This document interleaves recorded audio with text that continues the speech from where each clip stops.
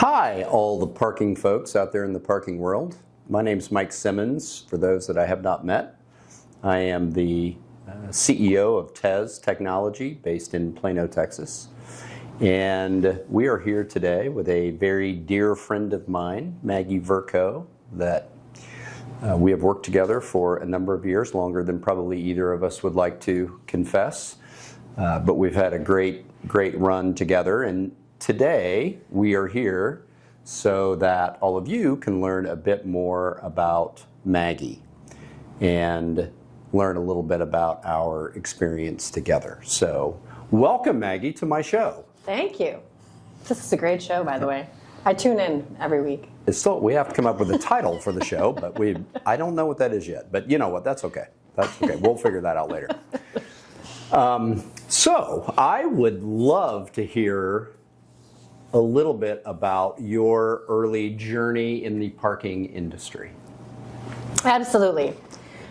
So I started as a student at UW-Milwaukee. I was in a booth where people came and they paid for their parking and left through the gate. And I studied for my classes. And then I moved inside and took a permanent position when I graduated because I was going to go to grad school to become a high school guidance counselor. Did you know that? Thank goodness that didn't happen.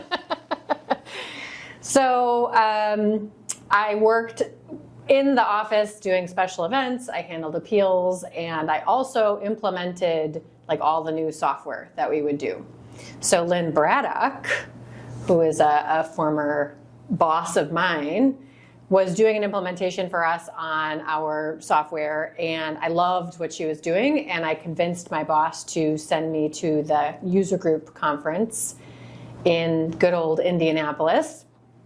And I just kind of loved it and started talking to people, spoke with you, and found out that there might be an open position, and voila, 4 months later, I think I was on the T2 payroll at that time.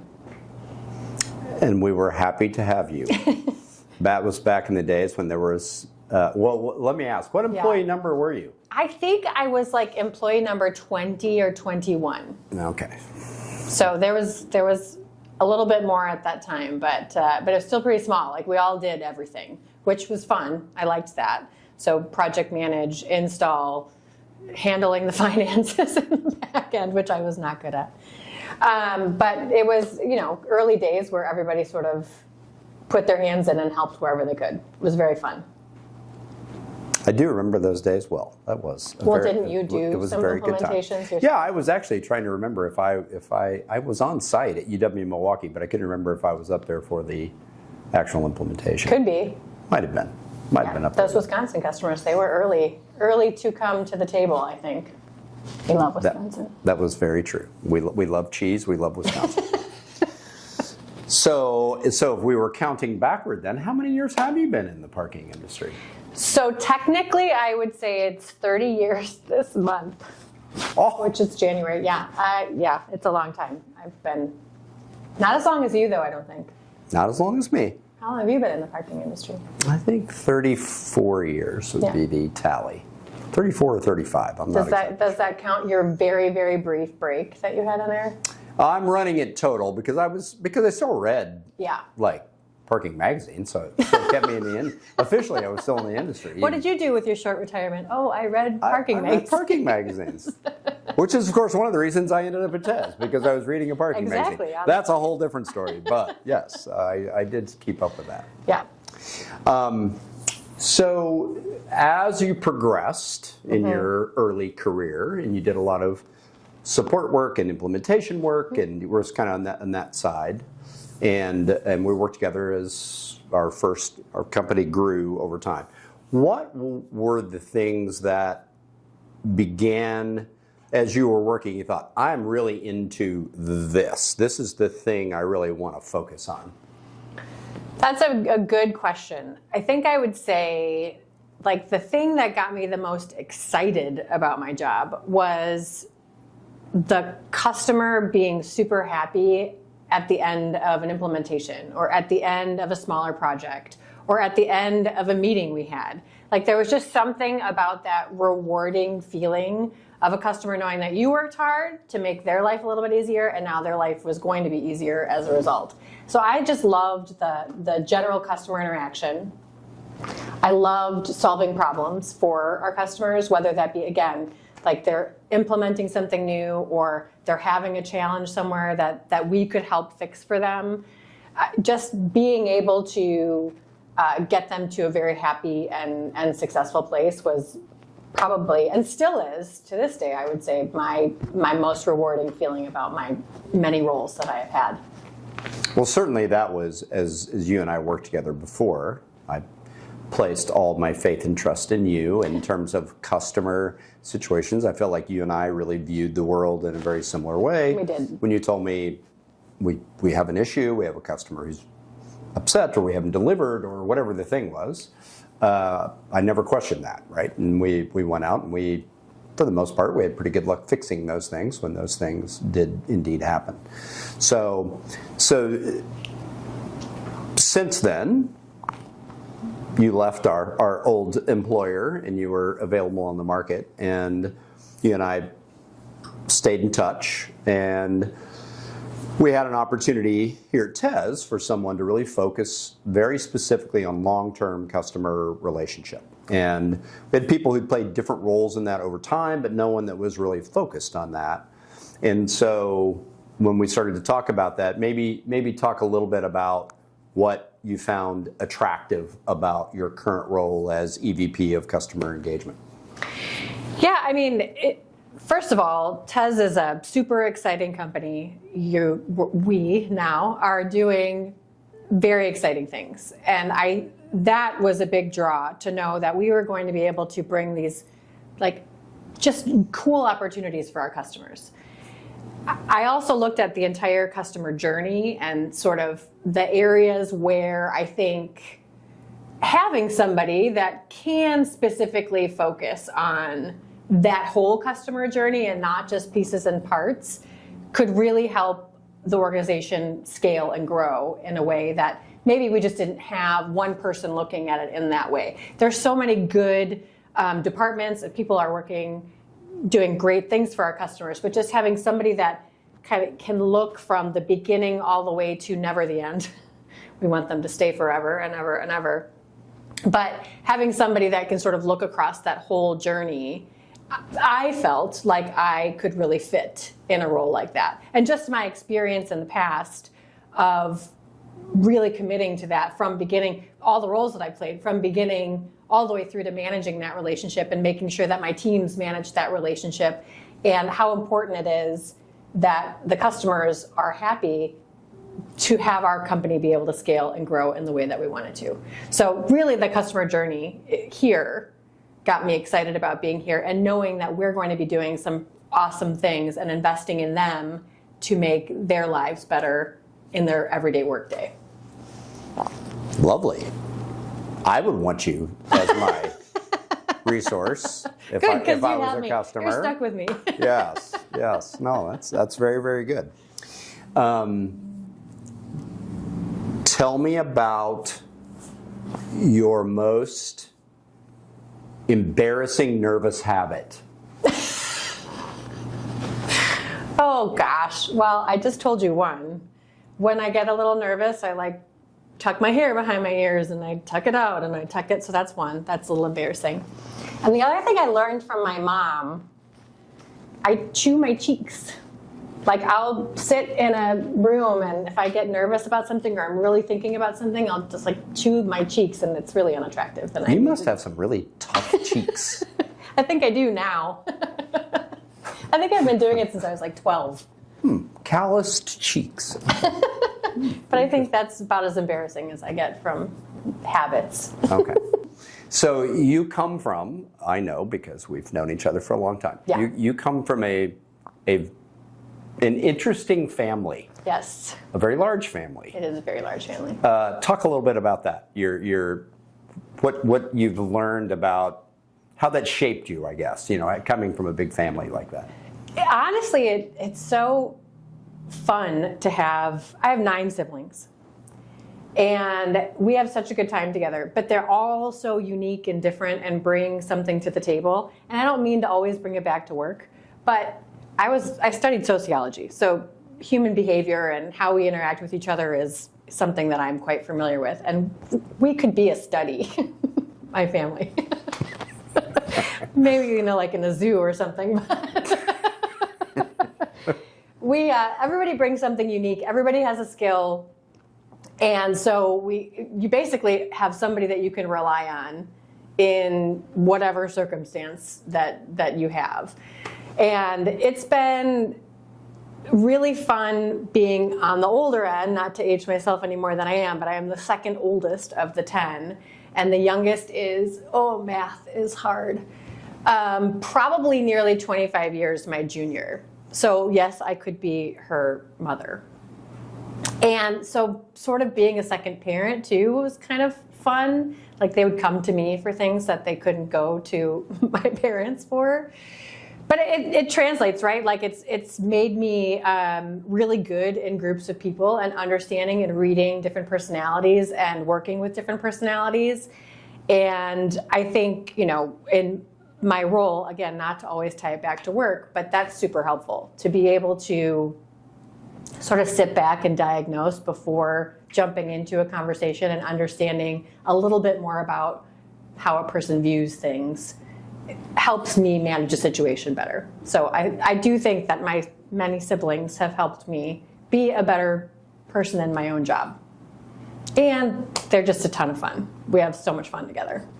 Yeah, it's funny. We're friends on Facebook, and it makes me question how many siblings you have, because it seems like once a week I see a post from you on saying happy birthday to one of your siblings. So it seems like there's more than 10. Well, there's only 10 of us, but many of us have significant others too, and children, so we're growing as we get older. Okay, so in your role, yes, as you've progressed and as you've grown in professionally, I'll say, you have been in roles, particularly as you and I worked together for a long time, where occasionally, maybe sometimes more than occasionally, a customer would call you and they would be upset. Sure.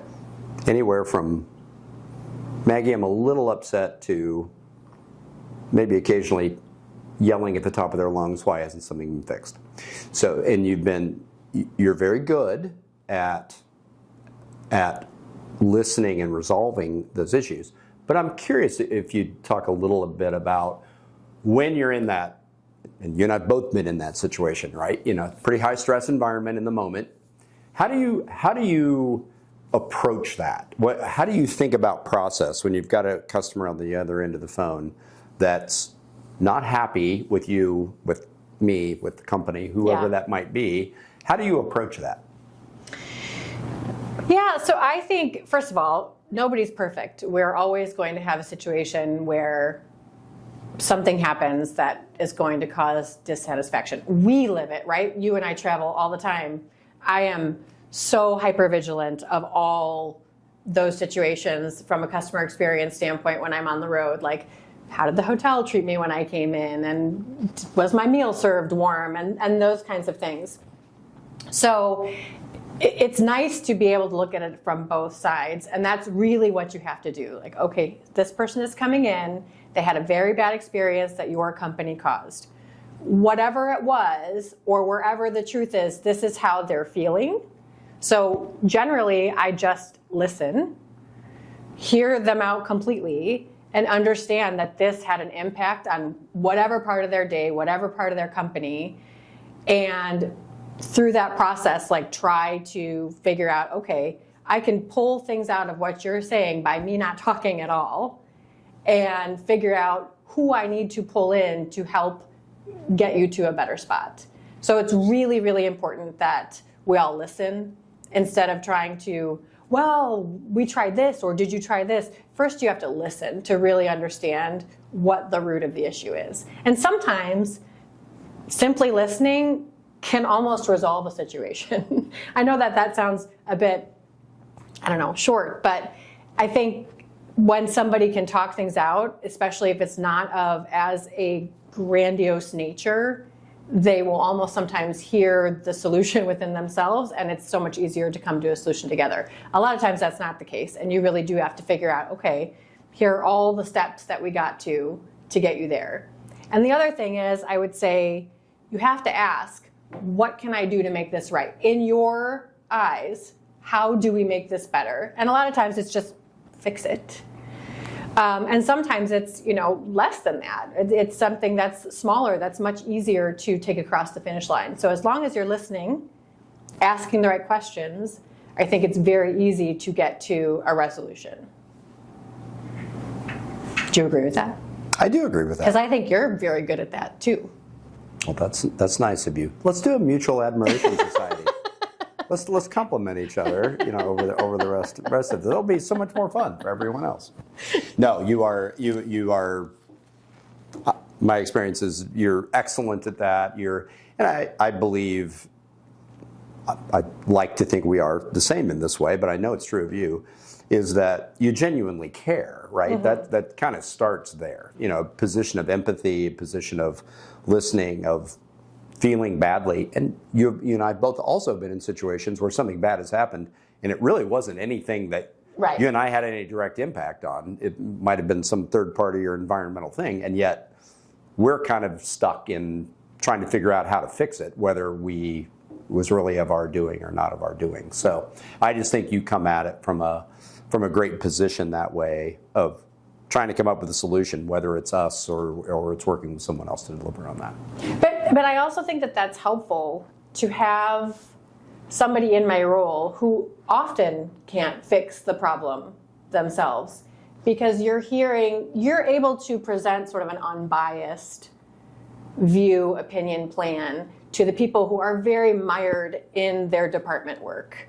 So being able to, again, back to that customer journey, being able to look at it across the whole thing, I think I can play a really good middle person to what we need to do internally and how to help the customer on the outside. So being sort of a middle person, I'm lack of better word to say there, I think is a good thing. I think it's good to have sort of an undirectly responsible party while still making the people who have to fix it understand what needs to be done to get it done. Agreed. You are quite the socialite in Whitefish Bay, Wisconsin.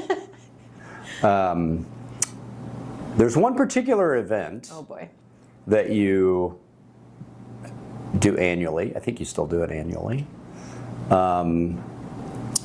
That might involve a particularly long piece of carpet. So talk a little bit about this event. Yes, well, I like to throw award show parties, and specifically Oscars, Golden Globes, Emmys. Those are my big three. And yeah, we try to theme the food, and we have swag bags, and we do ballots, and we give prizes, and it's just a ton of fun. My mom started it. She was the queen of the Oscars party. And then I took over, but I always did the Golden Globes. That was my big one before I took over from the Oscars party. And we just have a blast. We're so catty. We talk about the dresses and the hair, and that speech sucked, and that speech was amazing, and we're just in our pajamas sitting there. Although a few years we did dress up. When we were at my mom's, she would give us a movie that had to be our theme, and we would have to dress up like a character in it. So I think one year, it was the Nancy Kerrigan movie with Tanya Harding. Well, I don't remember. Tanya. Here I am, I've got the pipe in my hand. And I had to dress up like that. So I had my, what do you call those, leg warmers on, and just looked like I was going right in to put my skates on and skate away after I just pounded away at somebody's knees. But yes, I love to entertain. I would say that is a major passion of mine in general. I like to have theme parties. I love to have cooking challenge parties. I've done, Top Chef and Chop and all the different food parties that you can imagine. And I just love to entertain. I love to have dinner parties. I think it's very fun to be surrounded by people having a good time, eating good food, drinking good wine. I love the pictures. I've never been invited to the party, but, parties. But yeah, I love looking at the pictures after. You're welcome anytime. Yeah. You have worked with a number of people in the industry. Who is the worst person you've ever worked with? I'm not answering that question. Sorry, the interview can't continue until you answer the question. I don't have, there's never been a worst person. Well, isn't that nice? Worst, but not worst? There's goodness in everybody. No, everybody has something that they can bring to the table. That's just the sweetest thing. Let me make a note of that. Sweet people. Got it. Okay, got it. Love that. You can use that in your next interview. Love that. Okay, I will do that then. Okay, we are. I believe we're at the point of our speed round. Oh, I love speed rounds. So here we go. Okay. Favorite football team? The Green Bay Packers. Softball. That was an easy one. Favorite wine? The Papillon. Nice. Most embarrassing moment? Oh, there's so many. Which one do I want to share on film? Probably when I ran into the glass door twice in our headquarters in the same day. Wow. Wait, let me make note of that. Same day. I had a really good bruise on my knee. Wow. Was there alcohol involved? Nope. No? I was completely sober. Okay, wow. Even better. I find that even more fascinating. Let me make a note of that. Sober. Okay, got it. Okay, perfect. Favorite movie comedy? Tommy Boy. Ooh, that's a surprise. I got to make a note of that. I didn't think it would be Tommy Boy. What did you think it would be? I don't know. Tommy Boy took me by surprise. I didn't realize it. So good. Yes, it's very good. Favorite genre of music? Like singer-songwriter, folk rock kind of. Folky. Yeah. Okay. I like a guitar and a singer. Within that, Yeah. favorite song? Oh gosh. So I really love Sheryl Crow's song "I Shall Believe." I'm not singing it for you. Trying to come up with that one. So I'm a Sheryl Crow fan, so I'll have to go back and look at that one. It's really good. Okay. Favorite cheese? Well, I don't really eat cheese anymore. But if I had back to in the say day. back in the day, my favorite cheese would be like a very aged sharp cheddar. Very nice. Well, you have to ask that from I know. a Wisconsin I did person. just get some really good vegan cheese. Like it tastes just like cheese. You'd be shocked. Mm-hmm. I'm gonna give you the taste test. Next time we're together, I'm gonna bring some and you're gonna do the taste test and you're gonna see if you can figure out which one's which. You Your won't be able your to. taste buds have been fooled by your vegan ways. It's my general theory. I believe I would know, but maybe not. We'll see. We'll see. I just had an added item to the speed round, and now you threw me off with Sorry. the added cheese commentary, the vegan It's cheese probably thing, which something isn't like even, which isn't favorite even a beer, thing. and I don't really drink beer. So I don't eat cheese and I don't drink beer, and yes, I'm from Wisconsin. They haven't kicked you out yet? I would have an IPA once in a while, which I think is delicious, but just once in a while, and one. They're so filling. You might be up for state eviction if you don't eat cheese or drink beer. Probably. Okay, and our last question of the speed round would be, what is the next big thing on a personal basis that you want to accomplish? That's a good question. I mean, I have all my children at home, so a big thing would be to get them all out of my home. Always a good goal. I'm just kidding. I love you all. Big personal goal accomplishment. I would like to either, this is hard. Like, That's why we're here. okay, this is kind of dumb, but I would like to either move or massively redo the first floor of our house so that I have a kitchen that I love to be in, because I'm in the kitchen all the time because I love to cook and entertain, and our kitchen is not great for that. So that would be a huge project. It'd be personally very fulfilling for me to have a kitchen that I loved. Does that count? And probably for John, because you'd cook even more. I would, it's true. And he really doesn't cook, so he really needs me to cook. I don't even know what he eats when I'm gone. I really worry about the whole family when I'm gone. You don't like make things for him and put them in Tupperware containers I and do. label, put tape on the top with the label? I do, but like when I'm gone for 5 days in a row, that only lasts a couple days and then they're on their own. So I'm thinking it's a lot of chicken nuggets, frozen pizza, maybe pasta. We ate two things when Liz was out of town when my kids were little. It was either Cheerios or White Castle. Those were the only two items. And John will be fine on either of those. I don't think anybody would be fine growing up on White Castle. You don't even have White Castles in Wisconsin. We don't, thank God. Oh gosh, you don't know what So we're missing. gross. It's so gross. So good. No. So Maggie, this has been a hoot. I always love spending time with you. That ends our regularly scheduled question portion. Anything you'd like to share? Yeah, I would say one of the big reasons I'm at TEZ is because of you.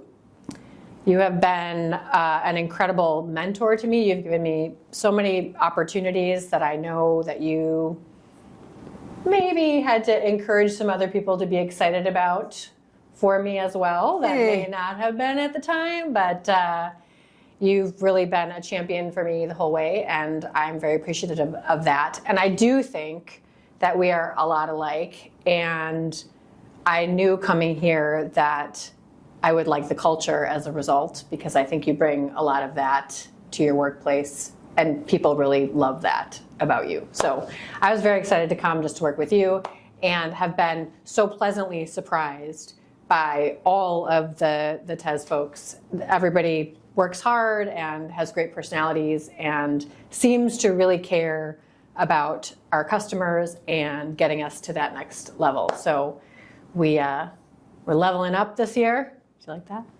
And I'm very excited to be here. Well, you've already jumped right in. It's only been, 3-4 months now, and you've already jumped in and made a big impact. And to your comments on mentorship, it's been a pleasure to watch you grow, and you've become a leader yourself. And we have an opportunity coming up here soon. Yeah.